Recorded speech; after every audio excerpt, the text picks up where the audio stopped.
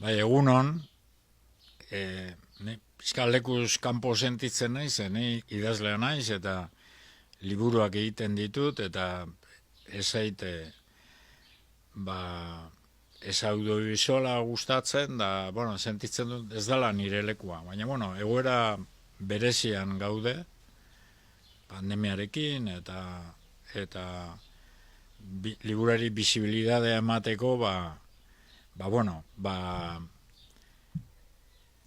arraina uretik kanpo bezala hitz egingo dut ez mikrofono honen aurrean.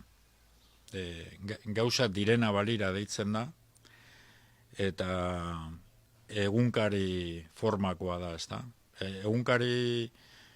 Egunkaria nire ustez da, metodo bat idazteko, idazmolde bat, kalendarioari lotua, eta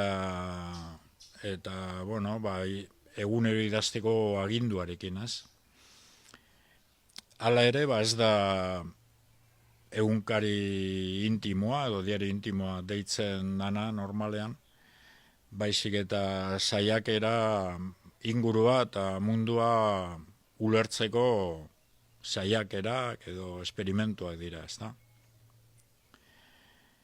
Gaukaria deitzen dut, egin daiteke bikoiztasun bat, egunaren eta gauaren artean, argia eta eguzkia eta ilargia, koherentzia eta opakotasuna, ez, gauzen opakotasuna, eta bueno, egunkari hau gau ez idatzia izatez aparte, gehiago doa, parte opakora, ez? Opakotasun argitzeko, edo, metafora esanez, ilargiaren sekretario moduan saiatu naiz lan egiten, ez da? Hau da, serie baten hirugarren partea, liburu bakoitza edo, proiektu bakoitza da, egitura bat, idazmolde bat, eta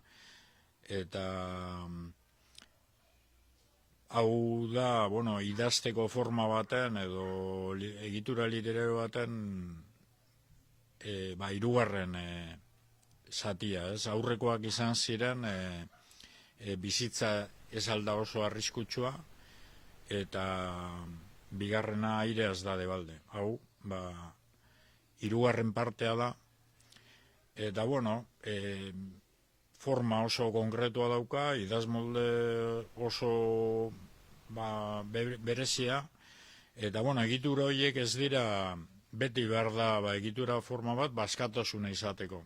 Askatasuna ez da ezerezean eraikitzen, ez, behar dira baldintza batzuk eta kondizio batzuk, eta baldintza horiek ez dira lokarri bat, baizik eta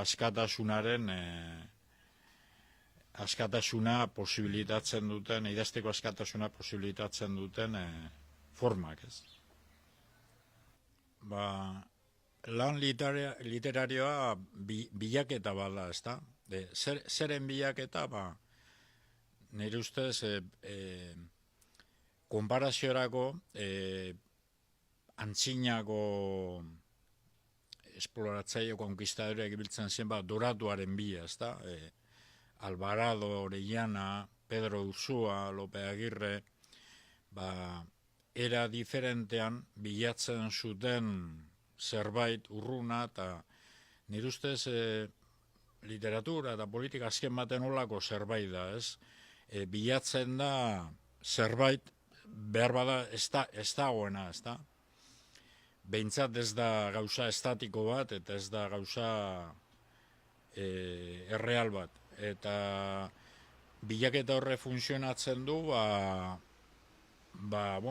puntu imaginario horren bilagoaz, eta funtzionatzen du, hortzemua bezala, ez duzu aurkitzen, ez literaturan, ez politikan, ez zera. Eta ez da puntu fijoa, bizik eta aldakorra, eta esate baterako Arestirentzat euskararen salbazioa gizarte komunista batean izango zen. gero gure belaunaldia gaztetan, espero nahi genuen edo bilatzen genuen, mirakulu literario bat, ez? Eta nire ustez, orain pixka bat azken aldian, gizartea aldrebestu denez, proiektuek asko bintza frakasatu denez, gaude Orinokon bezala, Orinokoan erdigalduta, ez? Eta bueno, hor gaude, punto imaginario edo utopia horren bilaketan, ez? Literaturan eta beste bizitzako beste arlo horietan ere, naiz eta jakin, ez dugula ez garela iritsiko, edo behintzat ez garela puntu horren edo imaginario horren jabe izango, ez da? Doratu imaginario horietara iritsi ezarren, badaude bilaketaren plazerrak, bidearen edo lanaren nekea arintzen dutenak, ezta? Eta orduan, olakoa daude, bizitza korrientean, eta alor guztietan, ez? Eta orduan, liburu honetan ere, liburu hau idazten, placer txiki horiek, sentitu ditut, esate bateko, hitzetan. Garbela aresti nahi zuen, Euskararen salbazioa guk hori ez dakit lortuko dugun, baina hitz batzuk aurkitzen ditugu, eta esateko hitzen ardura eta izan du liburu honetan, eta uste dut aurkitu ditu dela, aurre txiki batzuk, ez? Esateko, ingabe, umetan da erabiltzen genituen esaera batzuk errekuperatuz, onura hori, ez? Uste dut lortzen dela. Gero nire ustez, euskaraz idazten ni behintzat, sentitzen naiz komunitate baten partaidea, ez? Nire zait literatura egiteko orduan interesatzen, dirua edo ez dakit, ez daukat ambizio espetakuloan parte hartzeko ambiziorik etori, baina bai sentitzen dut eta privilegiatua sentitzen naiz, komunitate baten partaidea sentitzearekin, ez? Hor liburuan esateateko dialogo proposamen bat, arkaizkan horrekin, idea horri buruz, ze normalean literatura eta beste artea bezala azken aldian planteatzen dira, norgehiagoka bezala edo gauza epiditiko bat bezala, ez? Edertasuna bilatu behar bagenu bezala, eta nire ustez literatura gehiago da, komunitate baten arduretan eta bizitzaren pertsezioan parte hartzeko, bizitza komunitarioan parte hartzeko forma bat, ez? Eta, nire ustez hori da, dorado bilaketa imposible horretan, onura bat, ez? Hizkuntzan gero, aipatzen dut hor beste autore bat, Joanes Urtzibil, da Joanes Urtzibilik erakutsi zigun, euskerari buruz eta, euskaldunek daukagun tesoroa ez dagoela arpe iskutu batean, edo ez dala sekretu hermetiko bat edo zer bat, baizik eta, Espainetan dugula, ez da? Hizkuntza, denon, hizkuntza den tesora, Espainetan daukagula. Euskaldunak eta beste bakoitza bere hizkuntzarekin, eta bakoitzak literaturarekin ere, poesia ere edo ez dago koba batean edo leku arkano batean, baizik eta, bueno, denon egunerokotasunean dago, ez da. Eta azken baten, literatura, horren bilaketa da, ez da gauza urrun batena bakarri, baizik eta, bueno, egunerokotasunaren atzematea, ez. Orduan, altxorra gure artean dago, ez da. Hizkuntzaren altxorra geure Espainetan dago, ez dago koba ilun batean, ez gramatikan, baizik eta geure Espainetan.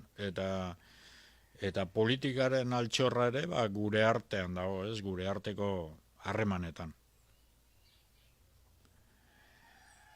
Liburu hau saiakera da, baina, bueno, saiakera pixkat experimental, ez? Badu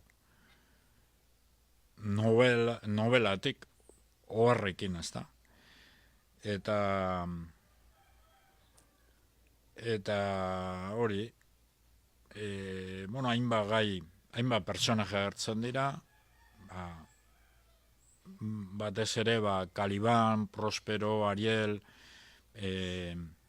Shakespearen ekaitza obratik hartuta, eta politika ekibalentzia edo analogia politikoak egiteko erabiltzen direnak, kanibalismoaren gaia dago. Gero, gaiekin gertatzen da, gauza bat dela gertatu dena, adibidez, antropofagia zer izan den, historikoki, eta beste gauza bat, antropofagiari buruz zer esan den, eta zertarako erabili den antropofagiaren ideia, ezta. Osa, beti dago, errealitate faktual bat, eta oso aparte, edo oso desberdina izan daitekena, horri buruzko diskursoa, retorika, eta hori. Gaurko gizartean, gizarte oso meditizatuan bizi gara, eta hori gai printzipala da, banaketa hori, ez, bikoiztasun hori, gertaeren eta erretoriken artean, ez da, erretorikek jan egiten dituzte gertaerak, ez. Kanibalismoaren gaia da adibide bat. Habanako bizimodua, denbora honetan, nahiko komplikatu izan da, ez. Bueno, Kastelaok esaten zuen aspaldian, ez duela mende erdi, aurak zirela errepublikako agente sanitariorik eraginkorrenak. Gaur egun, alde horretatik, osasun aldetik, isla oso ondo dago, ez? Hala ere, pixka bat, Habanako bizimodua komplikatua da. Pixka bat da, oianeko ekonomia aldetik eta beste alde bat pixkat oianean ibiltzea bezalakoa da, ez? Pixka bat iria, pixka bat selba da, ez? Bana hiri arraroa da, ez da? Selban doanak guakamaio bat edo ornitorrinko bat aurkitzen du, eta hemen egunero dago sorpresa bat, ez da gizarte estable bat, eta dakizuna zelan funtzionatzen duen, ez? Euskal Herrian igual planak egin ditzakezu urtebetekoak, ez? Da hemen urrengo 5 minutukoak ere ezin dituzu egin. Carpentier deitzen zion errealismo magikoa, ez da? Eta esan daiteke, errealismo sozialista ere badela, ez? Gizarte desestrukturatu batean, edo larrestrukturatu batean bizitzearen ondorioa direla, ez? Bueno, gero, gauza bat da liburua idaztea, eta beste bat nork irakurriko duen eta zer irakurriko duen. Nire ustez, ideia interesante bat da audiovisualen nagusitasunarekin eta medioen irakurtzearen balioa pixka trasladatu egin dela autoreagandik irakurlearen gana, ezta? Aspaldi idatzen nuen liburu titulu baten hori, benetako autorea gaur egun irakurlea dela, ezta? Eta irakurtzea, telebista ikustearekin konparatuta, irakurtzea dela autoretza, benetako autorea literaturan, irakurlea dela. Ni ustez, idea oso esanaitsua dela, ez? Gauzak nola ari diren bilakatzen esplikatzeko.